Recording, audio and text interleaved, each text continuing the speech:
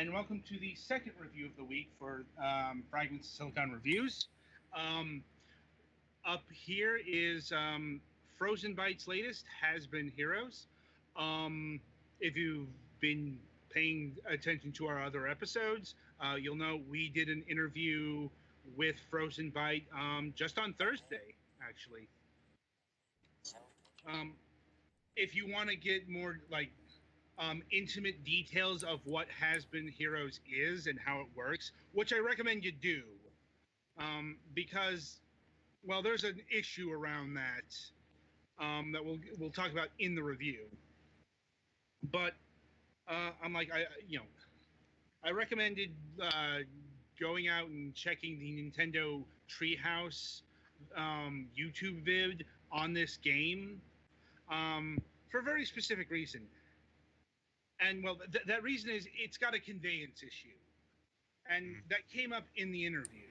Like, it's not really good at teaching you how the game works. Mm-hmm. Like, it teaches you, like, literally some of the basic mechanics, but doesn't convey what kind of strategies you'll need to use to do well. Right. And I will tell you right now, that's been reflected in the reviews. Like, Has Been Heroes on Metacritic has been getting slammed pretty hard by some publications. You know, getting some fairly middling reviews. And I can't exactly blame them for that. I mean, I understand what they were going for here, because, you know, the game is difficult for a reason, and that's because it's a roguelike. Like, granted, these that term is kind of, I guess it's fluid, but okay. So the play style is nothing like the traditional roguelike top-down turn-based RPG playstyle. Yeah. But it has the same progression where the point of the game is to play through multiple times and attempt to get further every time or do better every time. Right. And it has the new thing that they've been doing lately of you unlock new stuff most of the time when you play through, and then you can use that on future playthroughs. Right. It's more like, say, Rogue Legacy than, actual Rogue in terms of design. In the sense that, it's a completely different genre than Rogue. In this case, it's basically Plants vs. Zombies.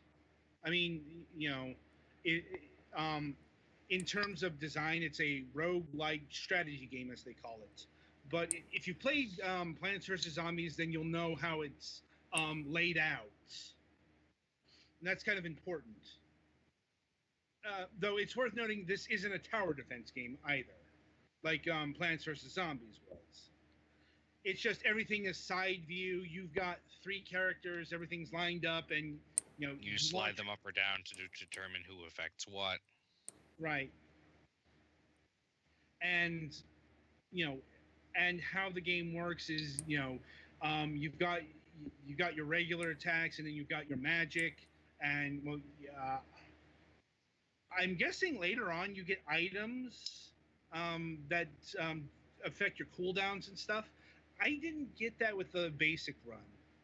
I'll admit right now I didn't have a lot of time this week to put into this game. I spent the majority of review time on Thimbleweed Park. That's mainly because out the gate, the initial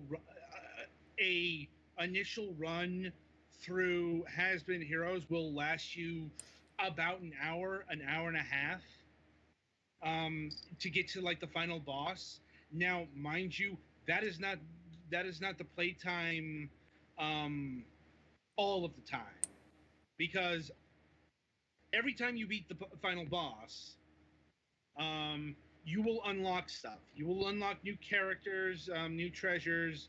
And most importantly, you will unlock a new field. So, at the start, there are 2 areas. Your next run would have 3 areas. And on it goes until I think Kai said about 10 to 12 areas. So, just using simple math, I think you can tell that, once you get to a fully unlocked adventure, it's going to take more than, say, 2 hours to get through.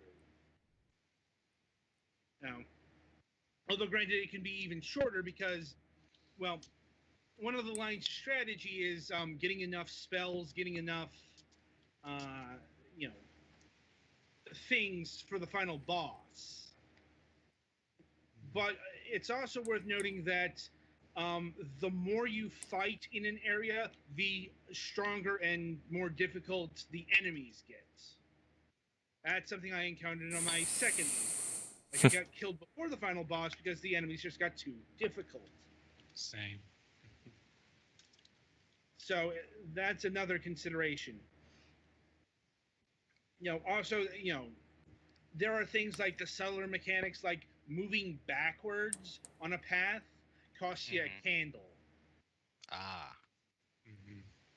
It's like, and if you run out of that's what it was. I ran out of candles because the final battle before the final boss drained a lot of my stamina, and I wanted to go back to the stamina tent and rest up, but I ran out of candles before that happened.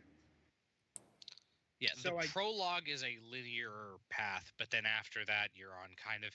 It almost looks like a Super Mario World-ish overworld where you get to basically make your way through a web of levels. Granted, the levels are more like short encounters.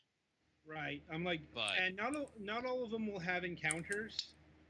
Like, some areas are just empty. Mm-hmm. Mm-hmm. But I'm like the smaller circles, those will either be empty or a battle, and the large circles will be some sort of like reward or shop. Like, sometimes it's a chest, sometimes it's a locksmith, sometimes it's it's a chance to get a magic spell. Mm-hmm. And like there's your starting spell, which and then Depends on there's the character. yeah. There are elemental spells, and then there are like time spells and all that stuff. Like, I'm not like I'm trying to remember if you could like switch out spells afterwards, but I can't remember offhand. Like, but I know like you can definitely switch out heroes. Which is another, like, the name of this game is replayability. Mm-hmm. Like, the core game as it's laid out in the beginning can be beaten in provided you survive, can be beaten in a very short amount of time. But that's not the point. Beating the game doesn't mean you're done with the game. Like, it just means you can progress in the meta game. Like, um, there's enough unlocked content here to last you hundreds of hours. Though I gotta admit, I'm not sure if the gameplay could sustain hundreds of hours. Certainly not all at once. I mean, like, you'd probably want to be playing it in smaller chunks. It's Maybe that's because for all of the remonstrations of how difficult the game is, it's not a very complex game. Like, especially if you're playing it on the PC. Like, I've definitely played, like, in terms of inventory management and just management in general. It's a lot simpler than a CRPG. For example, like, also, we're kind of divided on how best to control the game. Now, granted, this game is available on pretty much all the major platforms. Mm-hmm. Um, Mm-hmm. only platforms it's not out on are the old handhelds, the Vita and the 3DS. If you want a handheld version of this game, it's the Switch version. And if it had stuck to the short form gameplay here, I would say that it would best be played on the Switch. Like, this is definitely a game that it makes for a good transit game. And also, you don't have to complete a run the whole way through every time. it does autosave and things like that. You know, like a roguelike should do. So if you have to stop like halfway through, you can do it without losing all your progress. That actually, not all roguelikes or roguelites or rogue derivatives do that. Mm. You know, Right. so you don't have to worry about losing your game if you turn it off. Now, That's good. you know, also worth noting, back in our interview, we did talk about the Switch version in particular, because of the different the Switch is notably less powerful than, say, PlayStation 4, but there are no compromises to it. And this comes straight from the developer. Like, it runs in 1080p on the Switch, in docked mode, and it's 720 in portable mode. So it's the same game on the Switch as it is on the other systems. So if That's that was, good. yeah, if that's a factor for your purchasing decisions, then don't don't worry. Anyway, getting back to our control split. Now the developer said it was best played with a controller, and I'll be honest, I found it best with a keyboard and mouse, or rather a mouse. Like, How does it work with the controller? I don't Um, know. Like, Basically, if you're using a 360 controller, it's YX A control the lane, and then B moves you forward. yeah, that's right. I'm So like, you select the person in the lane, or Yes. okay. and here's the thing: I found I was able to do that much quicker and smoother with a mouse. Same. You know, and doing management, it was just like a clicking on the icons and moving it. Like it moved. It worked perfectly well with a mouse. So I'll be honest, I don't know where that was coming from personally, but I guess some people find a controller will work as well. I know it's like, you know, it's only really an input consideration on the um, PC version anyway. And You know, it's not a speed issue because the gameplay slows down or pauses when you're in the middle of inputting stuff. yeah, no. The game will pause when you're doing an attack, doing a magic spell. You can pause it at any time with a click of a button. For me, it was the right click. Hmm. I'm assuming that there was a dedicated button for that on the controller. Yeah, it's left button. Um, Graphically, uh, the game looks pretty good. Like, a very defined art style. Like, although, you know, how do I say this? Some people might find it looking a bit on the cheap side. Like, uh,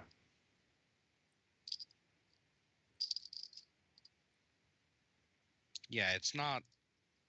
I mean, the art style is solid enough, Yeah, it's good enough.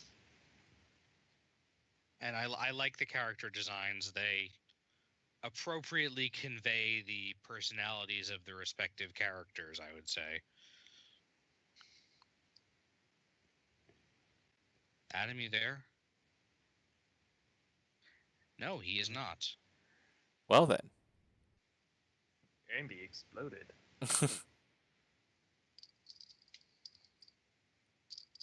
um. So you were going on about art there, Golix? Um, well, I didn't meet that many different characters, but I felt like the characters that you saw, the Rogue, who's the young new member to the party of the has-been heroes, who are both significantly older, and it shows, and they look a little bit tired. Mm-hmm. I mean, they're still obviously up for adventuring, but and then the twin princesses who your mission is to escort to school, have clearly different personalities, and their designs convey that well. Wait, you mean The twins can have different personalities? They don't even really look like twins. They have different hair colors and everything, but they're the art style is it's a little bit Flash-like. It's got the bold outlines and the sort of simple designs, and things move. It's not Flash style where everything is just rotated, but the animation is Hello? sort Yeah. of smooth. There you Hey, go. Adam, what happened? My computer literally froze. Ah, Oh man, that sucks. Yeah. So switching over to the phone. we're still Where talking was about art. I got cut off there. We were in the middle of art. Oh Yeah. right. Yeah. Like I said, if this made it to air, it looks like the game. It looks like it came from PopCap circa 2008, only in Yeah, I high think that's what I resolution. was looking at. You know, I was saying it And looked a like I little said- bit Flash-like, but not exactly. yeah. You know, I'm like, and not for not for nothing, but that looks cheap in a lot of people's eyes. Hmm Oh. I think it's well executed, and if you look closely, you can tell it's not actually that, but it does Mhm. look like that at first glance. Right. Like I said, you know, it's an it's an art style that you'll either like or you don't. I think, but it definitely convey you know, I definitely see why they use this because you know this is actually meant to be a more lightly toned game. With a sense of humor and all that stuff. It's not meant to be a grim and completely serious product. Yeah, Mhm. it definitely does have that. You Yeah. know, you know. Um, on the other hand, I don't think that's reflected in the soundtrack. Like, the soundtrack has a lot of epic um, tracks here. Yeah, and that's a little bit odd for a game where you're clearly there are a lot of joking and you're ultimately just running and you're trying to get the characters. Although there is a little bit of a serious meta plot going on. Right, but I Yeah, mean, something about defeating the great evil and whatnot. Yeah, the first Right, run of the but- game ends with all of you with you getting blown up pretty unceremoniously by something that the bad guy summoned. right, but your final quest is escorting the twin princesses to school. Mm-hmm.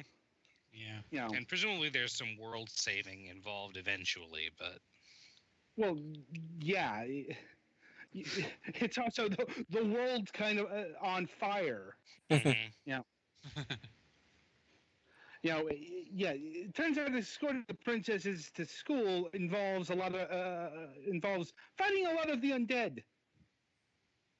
Go figure. Yeah, I was about to say, isn't that how every trip to school usually ends?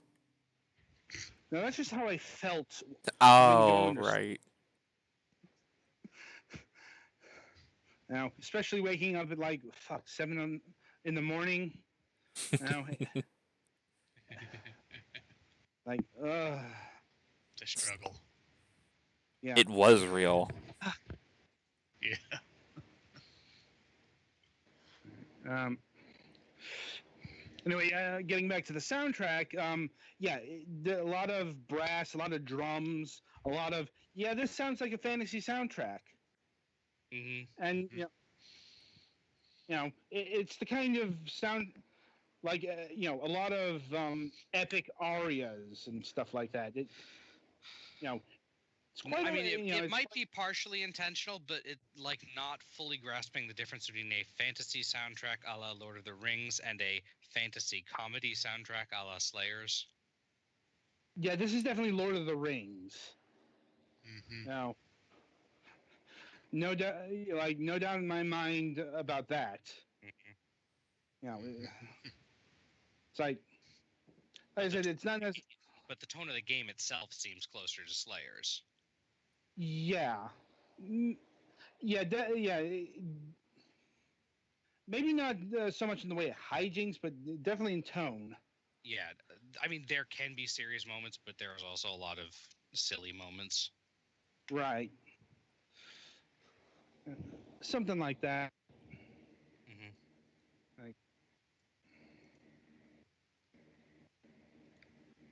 Like, oh, let's see. Uh, Pricing. Let's see. So once again, this game runs you $20.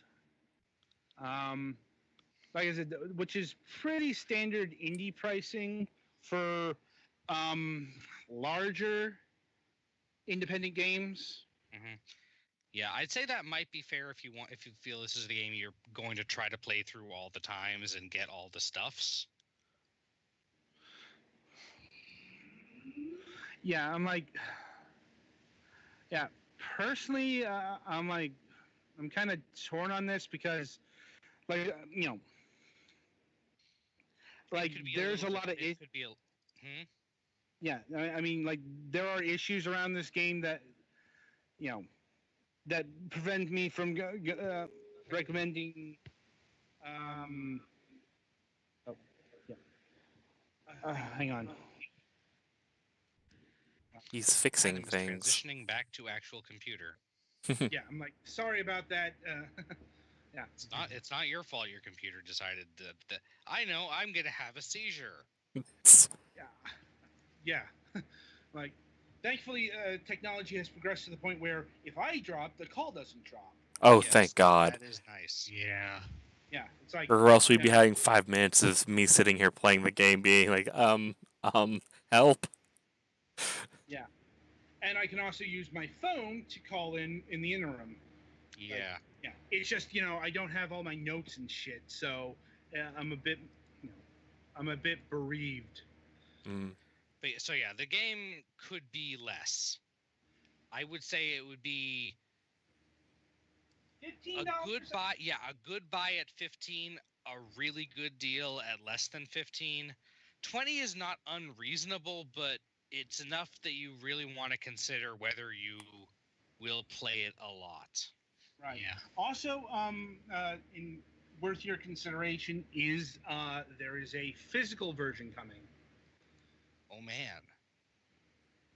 Is it by Limited Run or someone else? Um, it's a limited run in the sense that you can only get it at GameStop. Oh, right. No, I meant is it by Limited Run Games or is it No, someone else? it's. I think it's Frozen by doing it. No.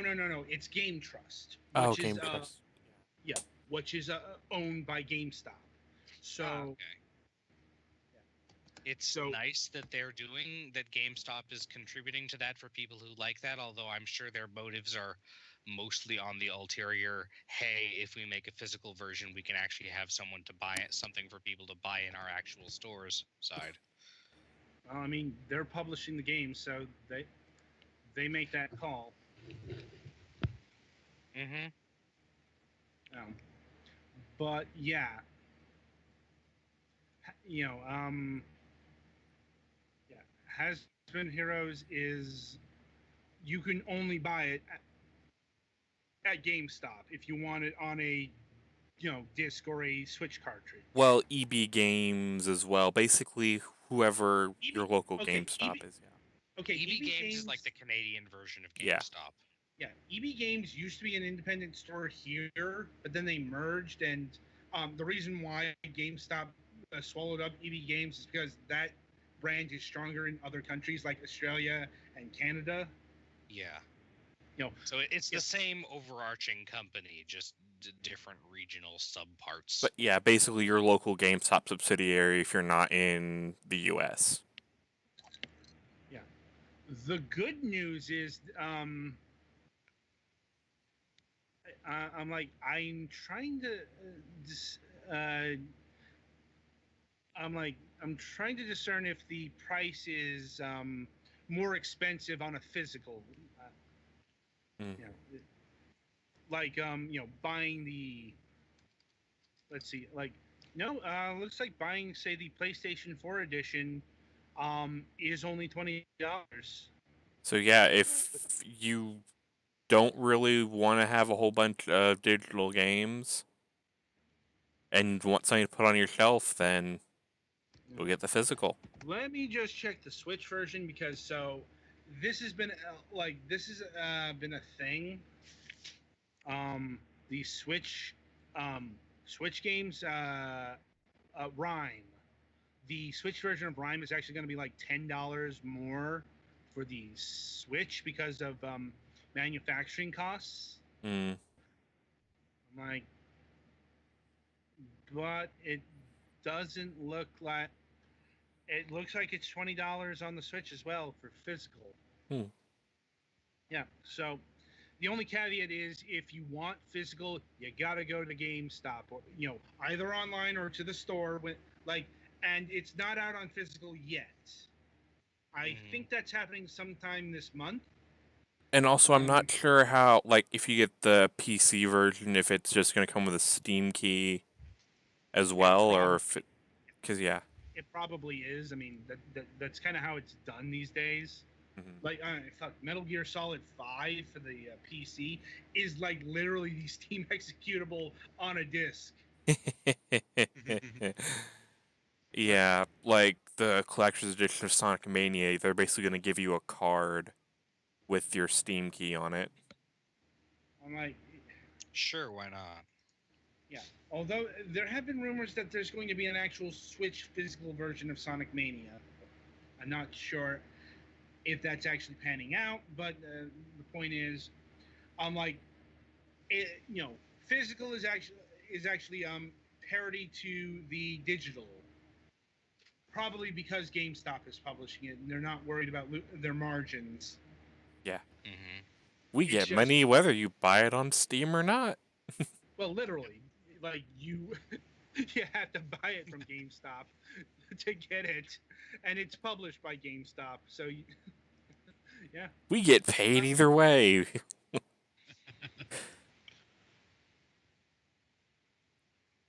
Yeah. So is there anything else we need to talk about in terms of Has-Been Heroes? Final verdict? Pretty good. Yeah, it's a solid game. I think it's more solid than people are giving it credit for. Mm. I Like- would give it a try, but you might, if you're not sure, you might want to wait for a sale. Yeah, this is one of those games that really wish it had a demo available. Mm-hmm. I agree there. Yeah. Because, yeah, like, this game isn't for everyone, but for the people who it's for, they'll really like it, if that makes sense. Anybody wants a challenge and wants to play something for expanded period of time. Mm-hmm.